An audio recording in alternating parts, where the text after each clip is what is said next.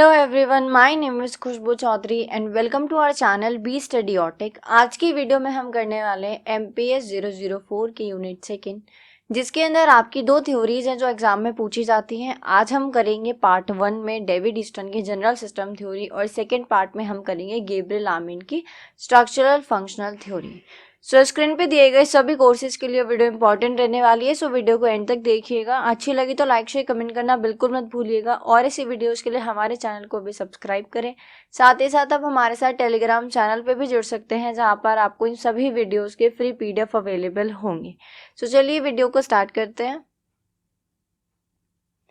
David Easton की जो general system theory है, ये हमें 3 फेजेस में देखने को मिलती है। फर्स्ट फेज है the political system 1953, second phase है a framework of political analysis 1965 and third phase है system of analysis political life 1965। आखिर ये डेविड ईस्टन ने क्या जनरल सिस्टम थ्योरी दी है, इसको हम अब समझते हैं। देखिए, so according to Easton, politics is the authoritative allocation of values and these values include input and output. देखो, बहुत इजी है, एक इनपुट और आउटपुट मेथड को बस हमें समझना है। आपको बॉक्स दिख रहा है जिसके अंदर पॉलिटिकल सिस्टम लिखा हुआ है, तो देखो ये पूरा हमारा पॉलिटिकल सिस्टम है। इनपुट्स यानी कि डिमांड्स, यानी कि हम जो नागरिक हैं, जो सिटीजन्स हैं, हम लोग क्या करते हैं, अपनी जो भी हमारी डिमांड्स होती हैं उसको हम इनपुट कर देते हैं, यानी कि पॉलिटिकल सिस्टम के अंदर डाल देते हैं। और आउटकम में क्या निकल के आता है, डिसीजंस और एक्शंस। छोटे से एग्जाम्पल से समझते हैं। मान जैसे कि अभी गर्मी बहुत ज़्यादा पड़ी हुई है, तो जो छोटे बच्चे हैं उनकी समर वेकेशन चल रही हैं, तो हमारी जो डिमांड है पॉलिटिकल सिस्टम से वो ये है कि क्योंकि गर्मी बहुत ज़्यादा है, टेम्परेचर बहुत ज़्यादा है, तो जो समर वेकेशन है थोड़ी सी नंबर ऑफ डेज इसमें इंक्रीज कर दिए जाए। तो हमारी डिमांड क्या है कि गर्मियों की छुट्टी बढ़ा दी जाए। तो हमने अपनी डिमांड इनपुट करी पॉलिटिकल सिस्टम के अंदर। अब भाई सब लोग एक साथ बैठे, सबने मीटिंग करी, सबसे बात करी, वेदर डिपार्टमेंट से बात करी, स्कूल से बात करी, बच्चों के पेरेंट्स से बात करी, डॉक्टर से बात करी, है ना। उसके बाद जाके जो एक आउटपुट निकल के आया वो क्या होगा, डिसीजन होगा। मान लीजिए कोई भी डिसीजन लिया है कि चलो ठीक है 10 दिन की छुट्टी बढ़ा देते हैं, या फिर जो भी आपका ले लीजिए कि 15 दिन की छुट्टी बढ़ा देते हैं, तो ये क्या है, ये आउटपुट है। और फिर एक्शन कब होगा, जब ये चीज आपकी 100% इम्प्लीमेंट हो जाएगी। ठीक है, समझ आया। तो ये है पॉलिटिकल सिस्टम, यानी कि हम क्या करते हैं, इसमें डिमांड्स अपनी इनपुट करते हैं और फिर आउटपुट में डिसीजंस एंड एक्शंस निकल कर आते हैं। और ये ना पूरा लूप है, ये ऐसे चलता रहता है। इसी को डेविड ईस्टन ने बोला है अथॉरिटेटिव अलोकेशन ऑफ वैल्यूज, यानी कि हमारा पॉलिटिकल सिस्टम इनपुट और आउटपुट के मेथड पे काम करता है। अब कैसे काम करता है वो हम एक एक करके पढ़ेंगे। Political system is the integration of all activities through which social policy is formulated। देखो, डेविड ईस्टन कहते हैं कि पॉलिटिकल सिस्टम एक ऐसा, अभी जो हमने बॉक्स देखा था ना, वही पॉलिटिकल सिस्टम है। तो वहां पे क्या होता है कि जितनी भी एक्टिविटीज होती हैं जिनसे मिलके एक पॉलिसी बनती है, वो सारी एक्टिविटीज पॉलिटिकल सिस्टम के अंदर होती हैं, है ना। फर्स्ट पॉइंट देखते हैं। अब हम स्टेजेस पढ़ेंगे और फंक्शंस पढ़ेंगे कि कैसे कैसे जो पॉलिसीज हैं वो बनती है, इम्प्लीमेंट होती हैं, कैसे पॉलिटिकल सिस्टम काम करता है। The first function of the political system is to formulate policies. पहला काम होता है पॉलिटिकल सिस्टम का पॉलिसीज फॉर्मुलेट करना, पॉलिसीज को बनाना। These policies are basically laws that define how society will be govern. और ये पॉलिसीज लॉ होते हैं कि जिनके हिसाब से जो सोसाइटी है उसको गवर्न किया जाएगा। फॉर्मुलेट कैसे होती है पॉलिसीज, भाई एक कमरे में बैठ के मीटिंग होती है और पॉलिसीज बनाई जाती हैं। लेकिन सेकेंड फंक्शन देखते हैं। The other function of the political system is policy implementation and this is very crucial because this stage ensures that people are provided best resources.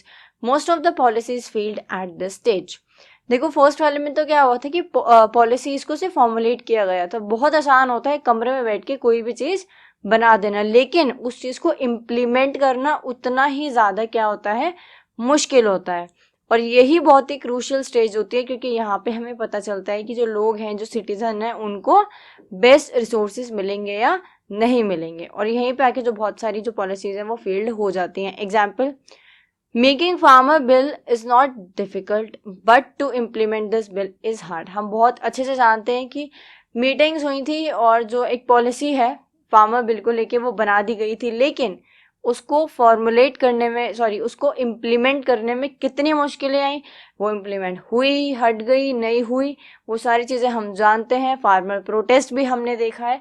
तो यहाँ से हमें समझ आता है कि पॉलिसीज को इम्प्लीमेंट करना कितना ज़्यादा मुश्किल होता है।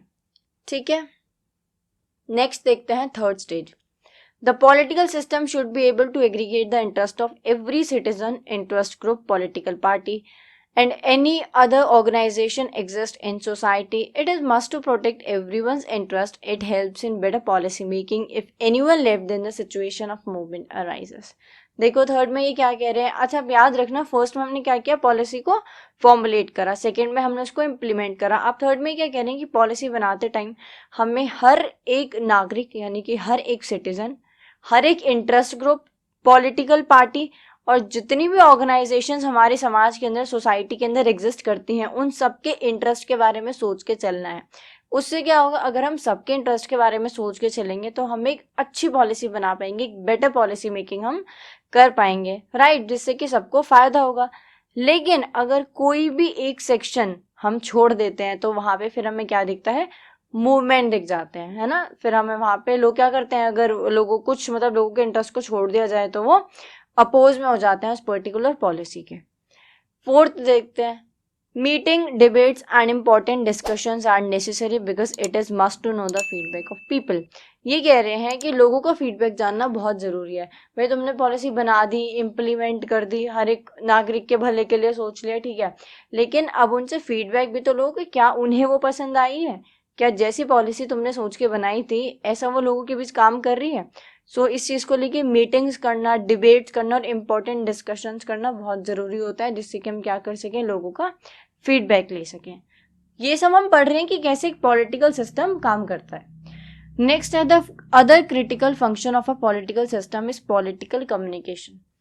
क्रूशियल कौन सा था, पॉलिसी को इम्प्लीमेंट करना, और क्रिटिकल क्या है, पॉलिटिकल कम्युनिकेशन करना। ये भी बहुत ज़्यादा इंपॉर्टेंट है, या आई थिंक ये सबसे ही ज़्यादा इंपॉर्टेंट है। क्यों है, it's important for government to communicate policies through a well established channel of communication, otherwise some will misunderstand the policy. जो पॉलिसी आपने बनाई है उसको जनता को यानी कि नागरिकों को समझाना, पीपल को समझाना बहुत ज़्यादा ज़रूरी है, वरना क्या होगा, लोगों को मिसअंडरस्टैंडिंग हो जाएगी और फिर खाम-खा के हमें ये दंगे और ये सारी चीज़ें देखने को मिलती हैं, जो कि हम सब ने 2019-2020 में देखा है। ठीक है, करना क्या होता है, गवर्नमेंट को जो अलग अलग चैनल्स होते हैं, रेडियो है या फिर लोगों के साथ बैठ के या फिर शोज करके या न्यूज़पेपर में, मतलब किसी भी तरीके से जनरल पब्लिक तक अपनी पॉलिसी को पहुंचाना होता है। And it is necessary to explain their policies in front of citizen. कुल मिला के पॉलिटिकल कम्युनिकेशन में जो भी आपने पॉलिसी बनाई है उसको आपको लोगों तक पहुंचाना है, सही तरीके से उन्हें समझाना है। ये बहुत ज़्यादा ज़रूरी है, वरना क्या होगा, बेवजह की हमें सोसाइटी के अंदर जो चीज़ें हैं जो नहीं होनी चाहिए वो हमें देखने को मिलेंगी, क्राइम बढ़ सकता है, राइट। नेक्स्ट देखते हैं, political adjudication. Political adjudication deals with decision making, that which policies are important and should be implemented first. This can be achieved through decision making theory. देखो अगला है political adjudication, जिसके अंदर हम क्या देखते हैं, ये बहुत ज़्यादा ज़रूरी है कि जो important policies हैं उनको पहले क्या करना, इम्प्लीमेंट करना, और जो लेस इम्पॉर्टेंट है उनको बाद में। या पता चले कि आपने जो जिनकी अभी ज़रूरत ही नहीं थी वो सारी पॉलिसीज़ तो आप लेकर आ गए और जिसके इंतज़ार में लोग बैठे हैं वो आप लेके नहीं आए। तो पॉलिटिकल एडजुडिकेशन के अंदर बहुत ज़्यादा ज़रूरी होता है ऐसे डिसीजन लेना कि जिसके थ्रू हम क्या करें, ऐसे कोई निष्कर्ष पे आए, हम ऐसे कंक्लूजन पे आए कि जो इम्पॉर्टेंट पॉलिसीज़ हैं उनको पहले इम्प्लीमेंट करें और बाकी को बाद में। और ये सारी चीज़ें कैसे पता चलेंगी, डिबेट से और डिस्कशन से। नेक्स्ट है, the other component of political system is political socialisation, means the political system should be entrench in the values of people. देखो सेवेंथ है पॉलिटिकल सोशलाइजेशन। पॉलिटिकल सोशलाइजेशन का मतलब क्या होता है, अकॉर्डिंग टू डेविड ईस्टन, जो interest group है या जो पॉलिटिकल पार्टीज हैं, जो ऑर्गेनाइजेशंस हैं, उन सबको फ्रीडम और राइट्स देना बहुत ज़्यादा ज़रूरी है, जिससे कि वो सब फ्रीली अपना काम कर सकें। क्योंकि जो इंटरेस्ट ग्रुप होते हैं, पॉलिटिकल पार्टीज होती हैं, ऑर्गेनाइजेशंस होती हैं, अगर हम इनको फ्रीडम नहीं देंगे, राइट नहीं देंगे, तो क्या होगा, ये लोग अपना काम फ्रीली नहीं कर पाएंगे, जिससे कि हमें बेटर रिजल्ट्स नहीं मिलेंगे। सो पॉलिटिकल सिस्टम के अंदर इन सबके पास कुछ राइट्स और फ्रीडम्स होते हैं, जिससे कि ये क्या करते हैं, अपने अपने काम को कर पाते हैं। नेक्स्ट है, in order to have effective political system, there is need to have strong legal system and regulations, otherwise crimes increase in state. देखो, एक स्ट्रॉन्ग लीगल सिस्टम और रेगुलेशन होना बहुत ज़्यादा ज़रूरी है। एक पॉलिटिकल सिस्टम तभी काम करता है जब उसमें कुछ नियम कायदे कानून होते हैं। So a legal system is one that is rigid but have some form of flexibility. Rigid होना चाहिए, लेकिन कुछ थोड़ा बहुत वो फ्लेक्सिबल भी होना चाहिए, जिससे कि थोड़ी बहुत अगर चेंजेस करने हैं तो वो आराम से किए जा सकें। एग्जाम्पल देख लेते हैं। In India we follow Britishers panel code system in which no concern shows about boys harassment. There is need to protect boys rights and liberty as well. अगर हम अपने भारत की बात करें तो इंडिया के अंदर हम ब्रिटिशर्स का जो पैनल कोड सिस्टम है उसको क्या करते हैं, फॉलो करते हैं, जिसकी और उसमें गर्ल्स को लेके हमें बहुत सारी चीज़ें देखने को मिलती हैं, विमेंस को लेके बहुत सारी चीज़ें देखने को मिलती हैं, लेकिन बॉयज़ को लेके एज सच हमें उसमें कुछ स्पेशल कंसर्न्स नहीं दिखते हैं, जिसकी क्या है, बहुत ज़्यादा ज़रूरत है। क्योंकि आज के टाइम पे देखा जाए तो बॉयज़ के साथ भी जो बहुत सारी जो चीज़ें हैं नहीं होनी चाहिए वो सब हो रही हैं। बॉयज़ को भी हरास किया जा रहा है, बहुत सारी लीगल एक्टिविटीज़ उनके साथ की जा रही हैं, जिन सबको रोकने की ज़रूरत है। सो ज़रूरत है बॉयज़ के राइट्स को और लिबर्टी को प्रोटेक्ट करने की, जिसके लिए हमें थोड़ी सी कंसर्न अपनी दिखानी पड़ेगी, राइट। तो ये था डेविड ईस्टन की जनरल सिस्टम थ्योरी, जो कि हमने एक डायग्राम के थ्रू समझी और फंक्शंस के थ्रू समझी, right. So that's all for today guys. मिलते हैं अगले वीडियो में सेकेंड पार्ट के साथ। Till then be study your take.